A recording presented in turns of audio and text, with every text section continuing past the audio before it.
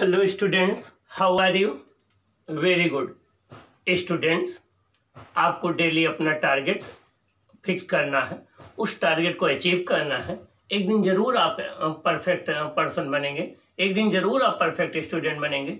आप सारे कंपटीशन को क्वालिफाई करेंगे, चाहे वो आपके लिए एनटीएससी हो, चाहे वो आपका केवीपीवाई हो, चाहे आपके लिए एनडीए हो, चाहे आपके लिए नीट हो, चाहे वो आपके लिए आईआईटी मेंस हो, चाहे वो आर्मी ऑफिसर हो, चाहे वो बैंक हो। जो भी एग्जाम कॉम्पिटिटिव एग्जामिनेशन है, आप जरूर क्वालिफाई करेंगे। आने वाले समय में आप दूसरे के लिए एग्जाम्पल बनेंगे, आप अपनी मंजिल को जरूर प्राप्त करेंगे। आप अच्छे स्टूडेंट्स हैं, ओबीडियंट हैं, पंक्चुअल हैं, रेगुलर हैं। आपको अपना लक्ष्य पता है, आपको अपनी मंजिल पता है, कहाँ जाना है, कैसे प्रिपेयर करना है, कब तक हासिल करना है। Okay, very good students. अभी तक इसके पहले हमने अपने सीबीएसई के सिलेबस के अकॉर्डिंग, एनसीईआरटी के अकॉर्डिंग 5 चैप्टर फिजिक्स आपके यहाँ था। पहला चैप्टर था मोशन, जिसमें आपने मोशन के विषय में स्टडी किया और उसके डिफरेंट और टॉपिक के विषय में स्टडी किया। सेकेंड चैप्टर था more force and laws of motion. Third chapter आपका था ग्रेविटेशन। फोर्थ चैप्टर था work and energy. Fifth chapter था साउंड। इनके विषय में स्टडी किया। हम लोगों का सिलेबस कंप्लीट हो गया। हम लोगों ने एनसीईआरटी के एक्सरसाइज डिस्कशन किए, उसके न्यूमेरिकल डिस्कशन किए, उसकी थ्योरी स्टडी किया, 2 लैब एक्टिविटी आपकी डिस्कस किया। अब आज हमारा सेशन स्टार्ट होने जा रहा है, जो आपके लिए सबसे इंपॉर्टेंट है फाइनल एग्जाम के लिए। आपके कुछ क्वेश्चन एक्सपेरिमेंट बेस्ड आते हैं, means activity based, lab activity based होते हैं, एक्सपेरिमेंटल स्किल चेक करने के लिए होते हैं।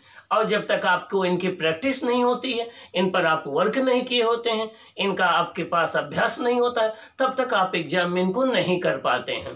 तो हमारा एम ये है कि जो आपके 4 एक्सपेरिमेंट हैं, जिसमें 2 साउंड के हैं, जिसमें फर्स्ट है to study the reflection of sound, sound के रिफ्लेक्शन की स्टडी करना है। और लास्ट एक्सपेरिमेंट हमारा है to find the speed of pulse in a stressed string और स्लिंकी। तो ये 2 एक्सपेरिमेंट आपके वेव से रिलेटेड हैं।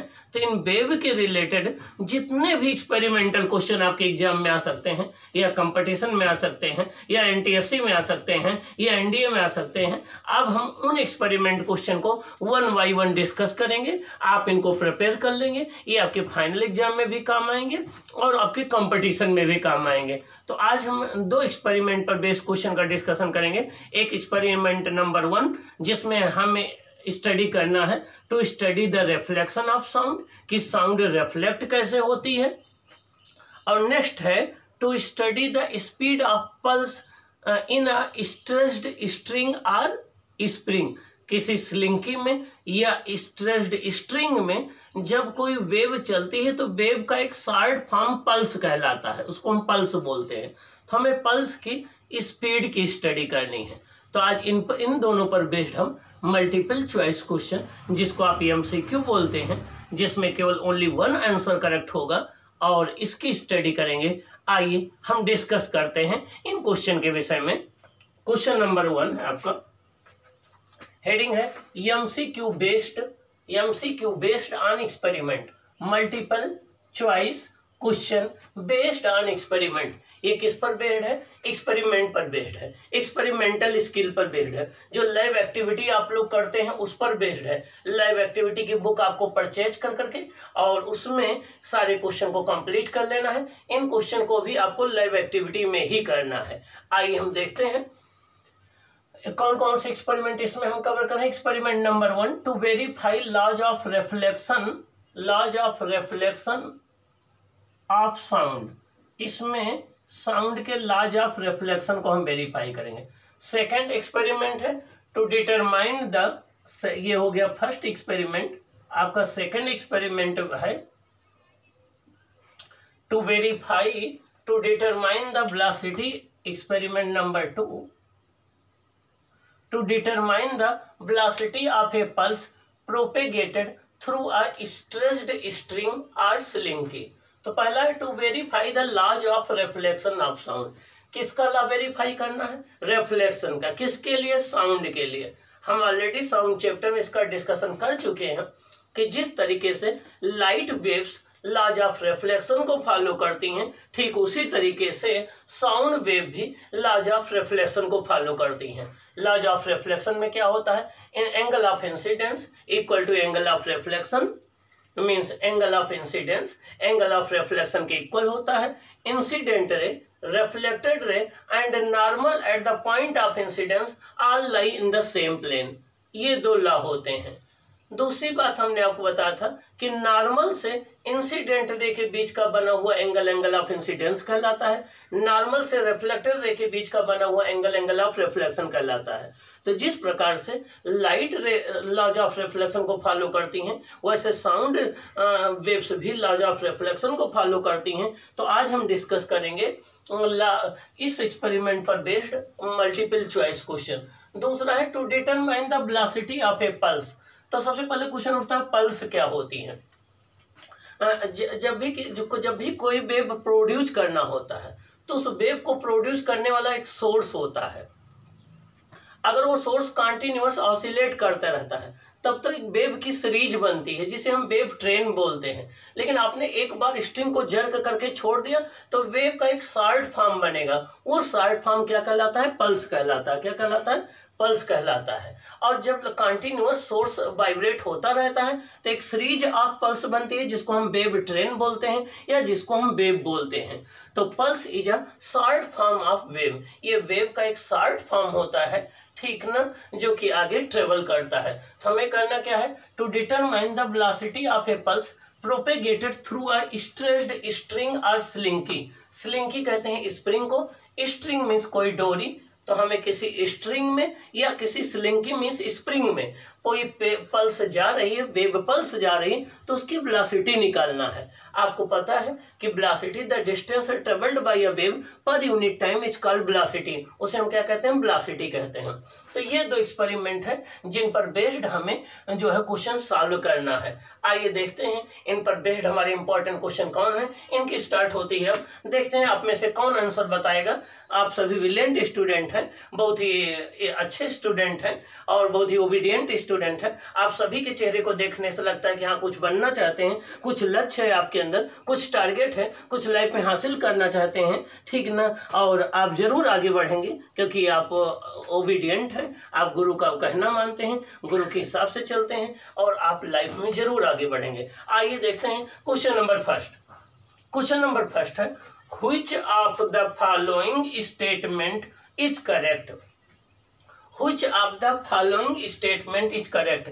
नीचे 4 स्टेटमेंट दिए गए हैं, option A, option B, option C, option D के फॉर्मेट में। आपको बताना है इन चारों में से, चारों ऑप्शंस में से option A, option B, option C, option D में से कौन करेक्ट है। नीचे आपको आंसर लिख करके वो ऑप्शन राइट कर देना है। आइए देखें, फर्स्ट है sound travels in a straight line. Sound एक स्ट्रेट लाइन में ट्रेवल करती है। बताइए आप में से कौन स्टूडेंट बताएगा, देखते हैं कौन बताता है। टाइम शुरू होता है अब। Very good.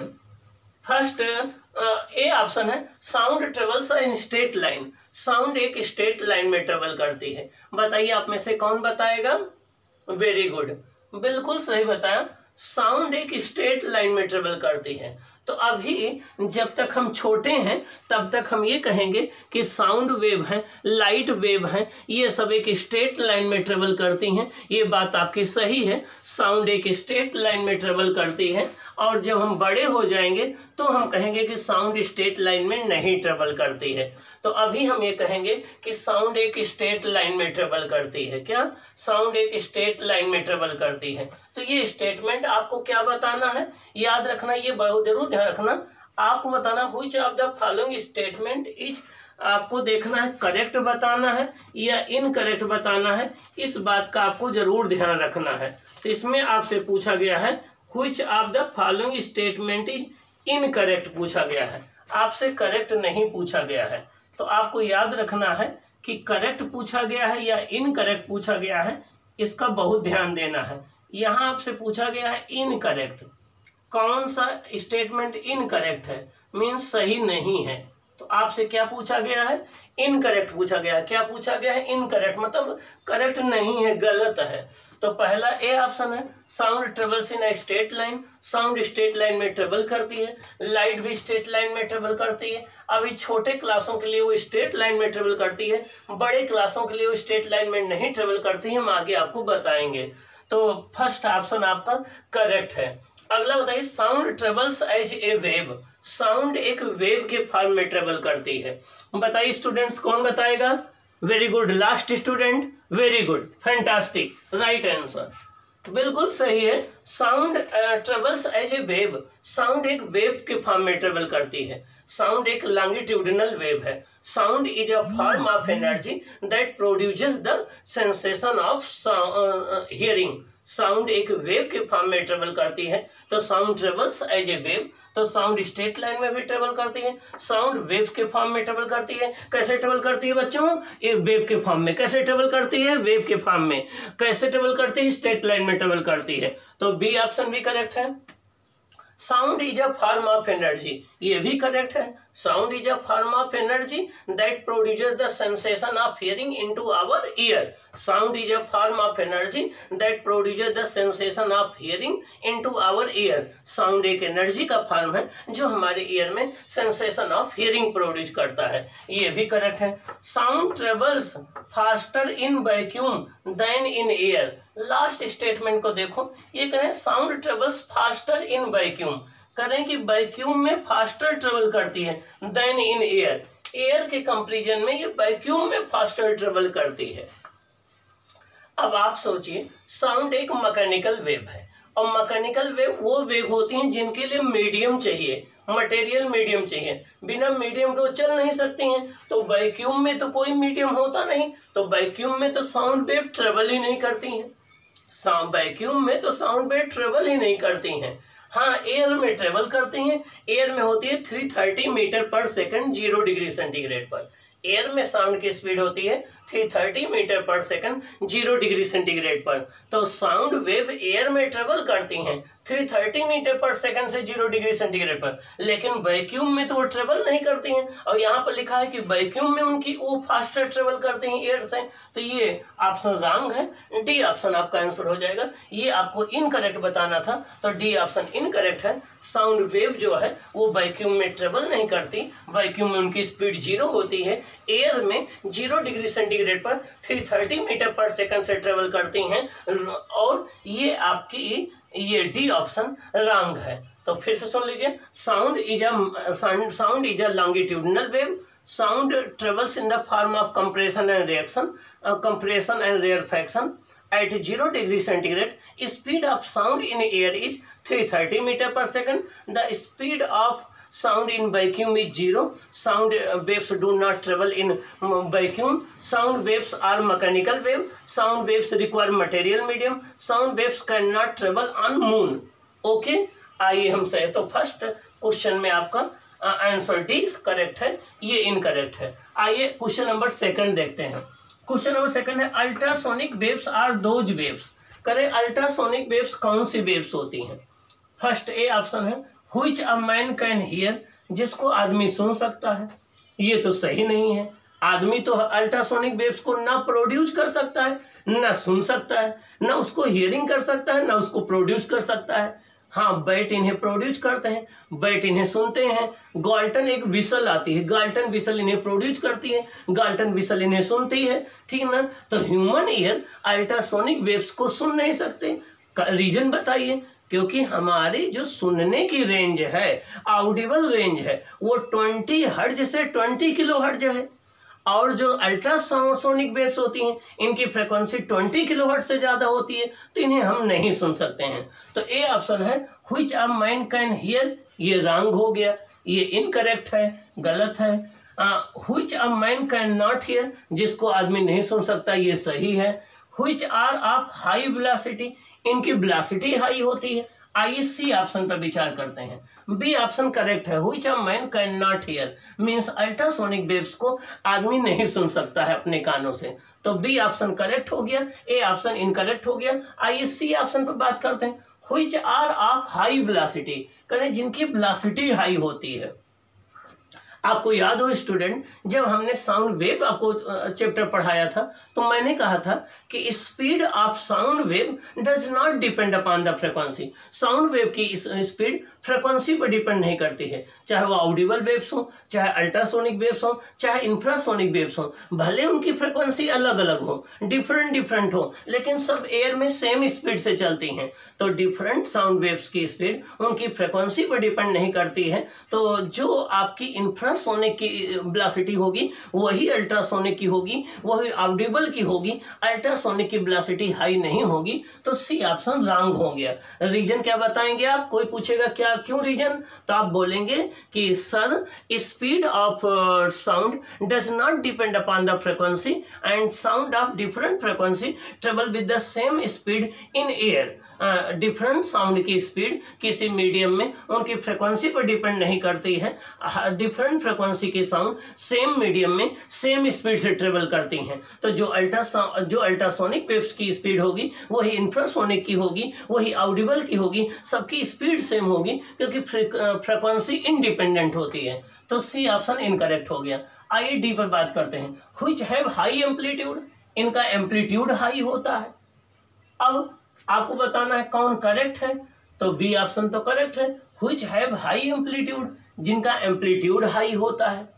अब आप इसके विषय में क्या बोलेंगे, तो देखिए अल्ट्रासोनिक वेव्स, किसी भी वेव्स का एम्पलीट्यूड जो है वो इस बात पर डिपेंड करता है कि जो सोर्स उसे प्रोड्यूस कर रहा है, जो सोर्स उसे प्रोड्यूस कर रहा है वो कितनी एनर्जी देता है।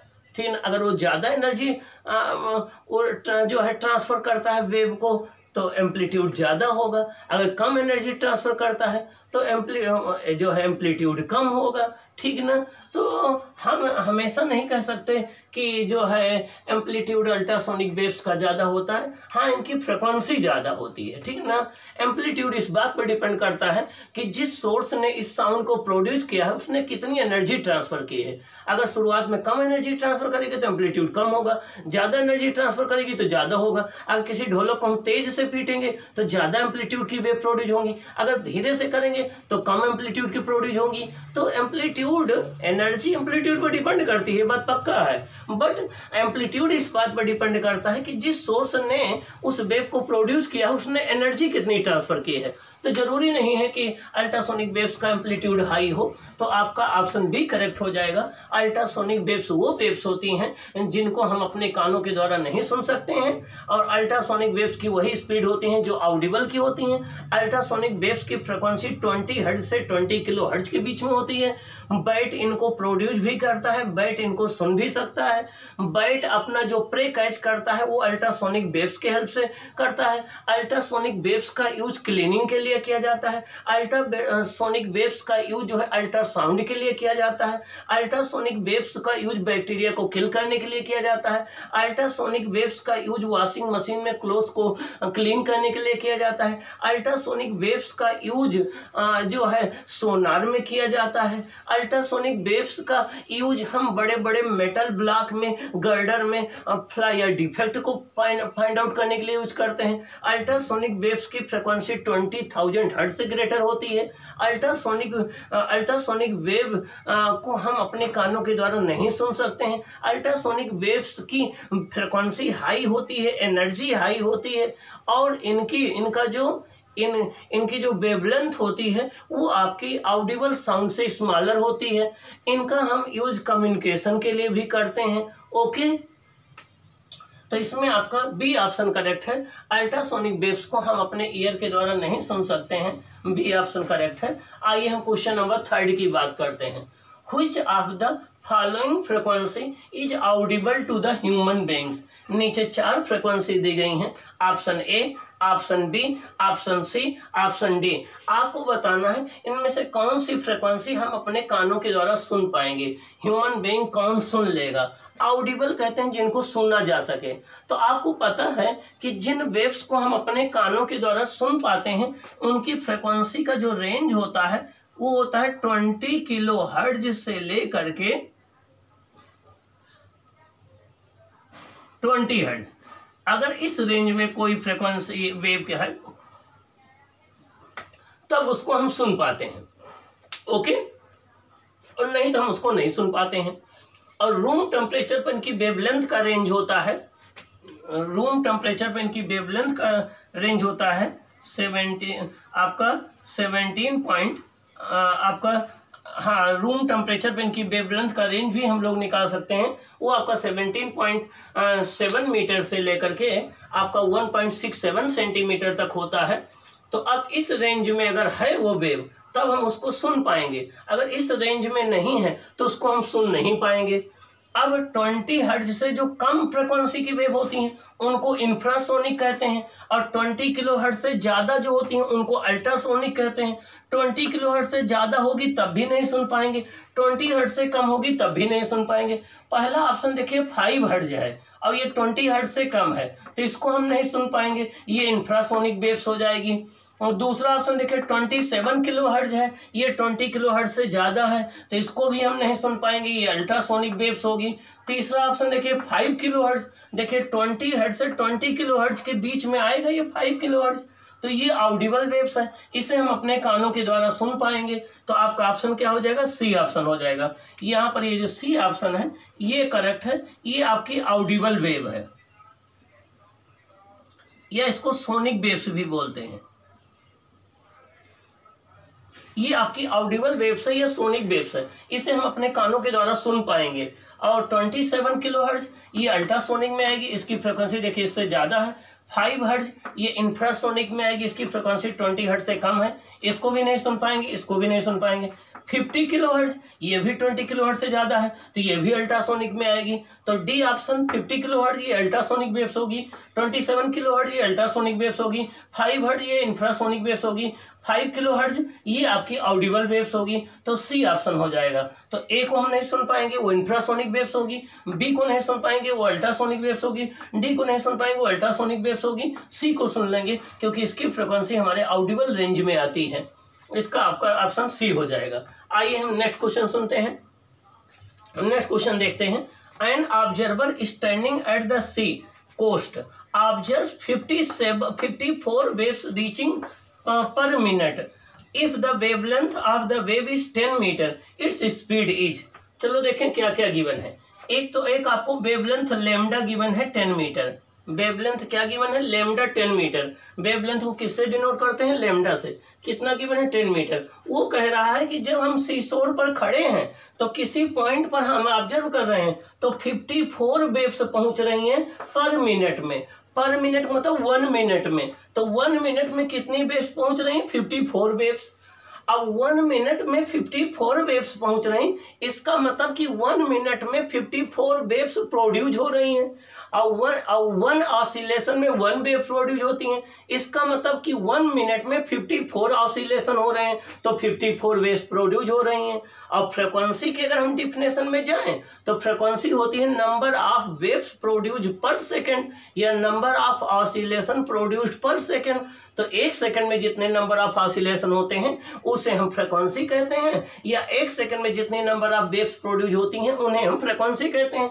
तो यहाँ पर 1 मिनट में दिया गया है कि 54 प्रोड्यूस होती हैं, हमें स्पीड निकालनी है। आइए देखें कैसे करते हैं। ए ऑप्शन दिया गया है 90 metre per second, B option दिया गया है 90 सेंटीमीटर पर सेकंड, सी दिया गया है 9 मीटर पर सेकंड, डी दिया गया है 900 मीटर पर सेकंड। अब यहाँ पर वेवलेंथ हमें मीटर में दी गई है और यहाँ पर मिनट में दिया गया है, तो हमें एसआई यूनिट का यूज करना है। एसआई यूनिट में वेवलेंथ को मीटर में लेते हैं और स्पीड को मीटर पर सेकंड लेते हैं, फ्रीक्वेंसी को हर्ट्ज में लेते हैं। तो हमें एसआई में निकालना है तो आंसर हमारा मीटर पर सेकंड में आना चाहिए। हमें क्या फाइंड आउट करना है, वेव स्पीड फाइंड आउट करना है। वेव स्पीड का फॉर्मूला क्या होता है, v equal to nu lambda. Nu क्या होती है, फ्रीक्वेंसी। आइए देखें, गिवन में लेमडा हमें दिया गया है 10 मीटर और आपको दिया गया है कि 1 मिनट मतलब 60 सेकंड। 60 सेकंड में कितनी वेव्स प्रोड्यूस हो रही है, 54 वेव्स। तो 1 सेकंड में कितनी प्रोड्यूस होंगी, 54/60, तो कितनी 0.9 वेव्स प्रोड्यूस होंगी। तो फ्रीक्वेंसी और 1 सेकंड में जितनी वेव्स प्रोड्यूस होती हैं वही फ्रीक्वेंसी होती है। The number of waves produce पर सेकंड इज कॉल्ड फ्रीक्वेंसी। आप कहीं भी जहां वेव प्रोड्यूस हो रही हो वहां खड़े हो जाइए, 1 सेकंड में जितनी वेव्स आपको गुजरती हुई दिखेंगी वो फ्रीक्वेंसी हो जाएगी। तो the number of waves passing पर सेकंड इज कॉल्ड फ्रीक्वेंसी, या नंबर ऑफ ऑसिलेशन पर सेकंड इज कॉल्ड फ्रीक्वेंसी। एक ऑसिलेशन में एक वेव प्रोड्यूस होती है, तो जितने ऑसिलेशन होंगे उतनी वेव प्रोड्यूस होंगी। तो देखिए lambda equal to 10 metre in 60 second 54 आपकी वेव्स प्रोड्यूस हो रही हैं, तो 1 सेकेंड में 54/60 0.9 वेव्स, तो फ्रीक्वेंसी कितनी हो गई 0.9 हर्ट्ज। अब फ्रीक्वेंसी हमें पता लग गई 0.9 हर्ट्ज, और वेवलेंथ हमें दिया गया है लैम्डा इक्वल टू 10 मीटर। हमें चाहिए वेव स्पीड। अब वेव स्पीड का फॉर्मूला सोचें। वेव स्पीड इक्वल टू होता है frequency into wavelength, v equal to nu lambda. यहाँ v क्या है वेव स्पीड, किस में होगी मीटर पर सेकंड में, न्यू क्या है फ्रीक्वेंसी, किस में होगी हर्ट्ज में, लैम्डा क्या है वेवलेंथ, किस में मेजर की जाएगी मीटर में। तो यहाँ से हमारा v इक्वल टू हो जाएगा, न्यू है 0.9 इंटू लैम्डा है 10, ये हो जाएगा 9 मीटर पर सेकंड। क्या हो जाएगा 9 मीटर पर सेकंड। तो वेव स्पीड क्या हो जाएगी 9 मीटर पर सेकंड हो जाएगी। क्या हो जाएगी 9 मीटर पर सेकंड हो जाएगी। तो अब यहाँ पर आपको एक तो वेवलेंथ आनी चाहिए, एक फ्रीक्वेंसी आनी चाहिए, एक इसका फॉर्मूला आना चाहिए। वेवलेंथ की डिफिनेशन क्या है, the distance travelled by a wave in one time period is called wavelength, it is denoted by lambda, its SI unit is metre. Okay, the distance traveled by a wave in one time period is called wavelength. It is denoted by lambda. Its SI unit is meter. और दूसरी definition क्या है, the distance between two consecutive compression ROR और to consecutive rarefaction is called wavelength. किन्हीं दो consecutive compression या किन्हीं दो कंसेक्यूटिव रेयरफैक्शन, कंसेक्यूटिव मतलब होता है एक के बाद जस्ट दूसरा, कंसेक्यूटिव रेयरफैक्शन के बीच की डिस्टेंस को हम वेवलेंथ बोलते हैं। अगर ट्रांसवर्स वेव होगी तो किन्हीं दो कंसेक्यूटिव क्रस्ट या किन्हीं दो कंसेक्यूटिव थ्रो के बीच की डिस्टेंस को हम वेवलेंथ बोलते हैं। The distance between any two consecutive crust or any two consecutive throw is called wavelength, or the distance between any two consecutive compression or any two consecutive rarefaction is called wavelength, या the distance traveled by a wave in one time period is called wavelength। तो ये तीन definition में से जो आपको सही लगे वो लर्न कर लीजिए। किसी वेव के द्वारा एक टाइम पीरियड में चली गई डिस्टेंस को वेवलेंथ कहते हैं, किसी लॉन्गिट्यूडनल वेव में दो कंसेक्यूटिव क्रस्ट या दो कंसेक्यूटिव थ्रो के बीच की डिस्टेंस को वेवलेंथ कहते हैं, या किसी ट्रांसवर्स वेव में किन्हीं दो कंसेक्यूटिव क्रस्ट या दो कंसेक्यूटिव थ्रो के बीच की डिस्टेंस को वेवलेंथ कहते हैं।